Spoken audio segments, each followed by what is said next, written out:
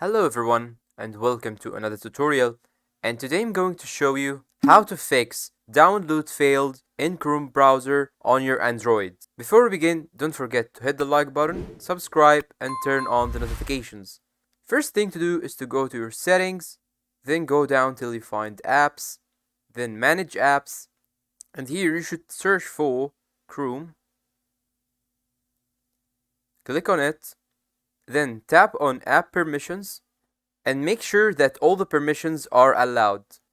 Then go back and you need to go to data usage and make sure that these options, background data and Wi-Fi and other options, are turned on. Then go back again and scroll down and tap on install apps from unknown sources and make sure that it is turned on. Now click on OK and make sure to check this circle right here. Click on OK. Then go back and go to your Chrome browser.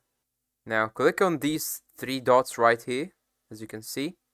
Then go to the settings, scroll down till you find downloads, and make sure that your download location or download path is on your internal storage. And after all of that, you need to update your phone to the latest version, then restart your phone, then the problem will be fixed. Thanks for watching. I hope this video was useful to you all, and see you in another tutorial.